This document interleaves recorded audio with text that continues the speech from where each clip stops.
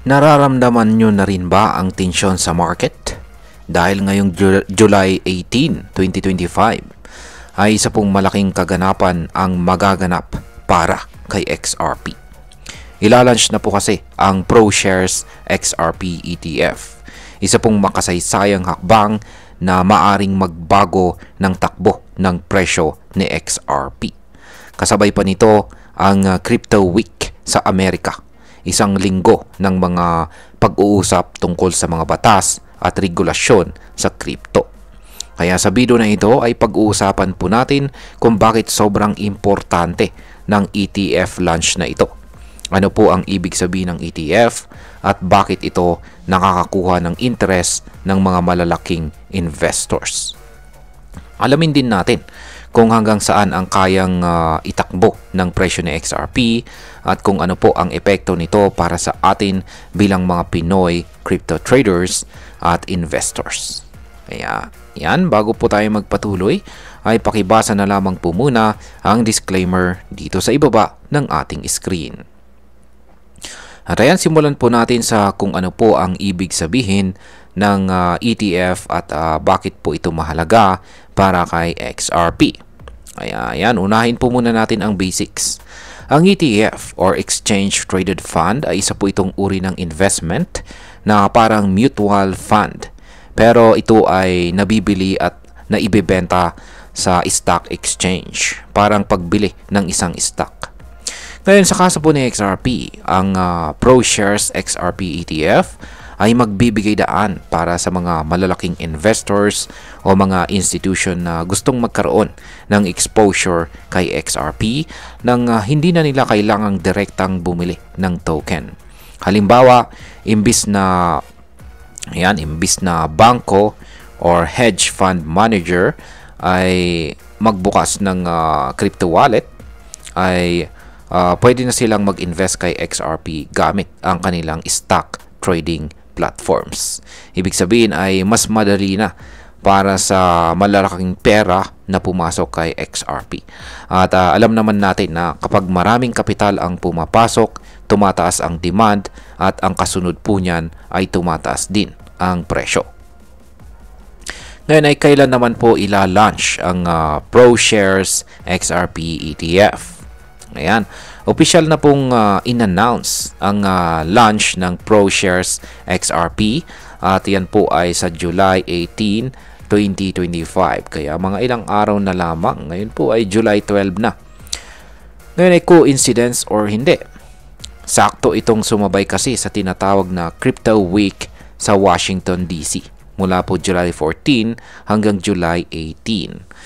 Itong linggong ito ay hindi lang tungkol sa mga produkto kundi pati na rin sa mga bagong batas na pwede pong baguhin ang larangan ng crypto. Kabilang na dito ang Clarity Act at ang Anti-CBDC Surveillance State Act. Dalawa pong panukalang batas na inaasahang magbibigay linaw sa legal na estado ng mga crypto tulad ni XRP.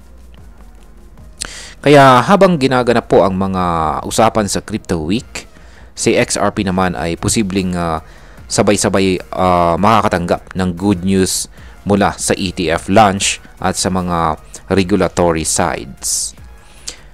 Ngayon ay bakit naman po mataas ang inaasahan ng mga analyst sa launching na ito? Ayon po sa mga eksperto sa industriya, ang paglabas ng ProShares XRP ETF ay isang malaking milestone para sa buong crypto market. Una, dahil ang ProShares ay isa sa mga pinakakilalang asset managers sa US. Pangalawa, dahil nagbibigay na ng pahintulot ang DTCC at SEC para dito na siyang nagpapakita ng mas malinaw na regulasyon para kay XRP. Dagdag pa dyan ay hindi lamang po si ProShares ang nagla-launch ng kanyang XRP ETF. Meron pang iba. Ayan, nandyan na rin si Theocrium na may 2 times long daily XRP ETF at umabot na ang inflows nito sa halos $160 million. At yan, na-content po natin yan kanina. Nandyan na rin ang volatility shares. May plano rin silang maglabas ng kanilang 2 times XRP ETF katulad po ng Theocreum. Yan, pati na po ang regular na version nito. At pangatlo ay si Total Capital. May inaasahang pong 2 times long XRP daily target ETF na posible pong mag-live din sa mga susunod na linggo. Lahat ng ito ay nagpapakita po na lumalawak na ang institutional interest kay XRP at hindi ito pang karaniwang pangyayari. Ngayon ay ano na po ang nangyayari sa presyo ni XRP ngayon. Ayan. Habang papalapit na po ang July 18 ay umaangat po si XRP. Ayon po sa ulat, isa sa mga XRP ETF, ang kay Theocreum, ay lumundag ng 27% sa isang araw lamang.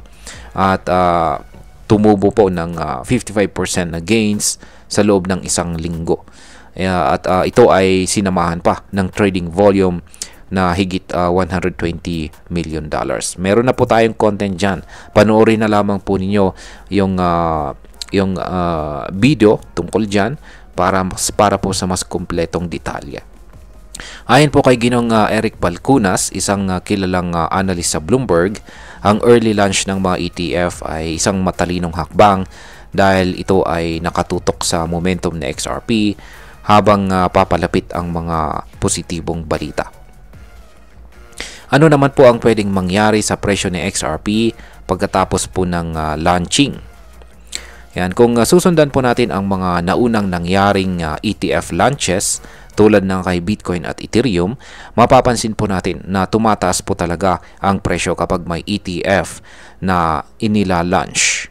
Pero ang tanong, hanggang saan ang kayang akyatin ni XRP dahil dito? Kasagutan po sa katanungan na ito ay wala pong makakapagsabi ng eksaktong numero. Pero ayon po sa mga analyst, dahil po sa kombinasyon ng ProShares XRP ETF, multiple 2 times XRP ETF, crypto week policy discussions, at posibleng pagbasura ng SEC sa kaso laban kay Ripple, maaring makakita tayo ng double-digit pump sa presyo ni XRP, lalo na kung magbubuhos ng kapital ang mga malalaking institutional investors. Ngayon ay pag-usapan na po natin ang posibleng epekto nito para sa atin bilang mga Pinoy crypto traders at investors. Para po sa atin dito sa Pilipinas ay malaking oportunidad ito para kay XRP. Kung isa ka sa mga may hawak ng XRP o iniisip mo palang bumili, ngayon ay magandang panahon para mag-observe ng galaw sa market. Kung pumasok ang malalaking investors, may posibilidad na umangat si XRP ng tuloy-tuloy, lalo na kung maging maganda ang outcome ng mga batas sa US. At yan, sa mga traders, pwede itong maging signal para sa short-term swing. Sa mga long-term investors, maganda pong i-consider kung ito na ba ang simula ng panibagong bull run para kay XRP. Pero gaya po ng lagi kong paalala, huwag po tayong mag-invest nang hindi natin kayang mawala. Lagi pong gumamit ng risk management, lalo na kung volatile ang market. At bilang panghuli, ang masasabi ko naman tungkol dito ay para sa akin, napakahalaga po ng July 18, hindi lang para kay XRP kundi para sa buong crypto market. Ang pagsali po ng ProShares sa XRP ETF ay parang stamp of legitimacy para sa token. Ibig sabihin ay unti-unti nang kinikilala si XRP ng mga malalaking institutions at hindi na lang siya basta-basta altcoin. Kung magtutuloy-tuloy ito, baka hindi lang si XRP ang makinabang. Baka ito na rin ang simula ng mas malawak na adoption ng mga crypto ETF sa mainstream stock market. At para po sa atin bilang mga early supporters ng crypto, mas lalawak po ang oportunidad natin para kumita o mapalago ang ating investments. At ayan, hanggang dito na lamang po tayo sa video na ito mga ka-crypto. Marami pong salamat sa panonood. Ingat po tayo lagi at God bless po sa ating lahat.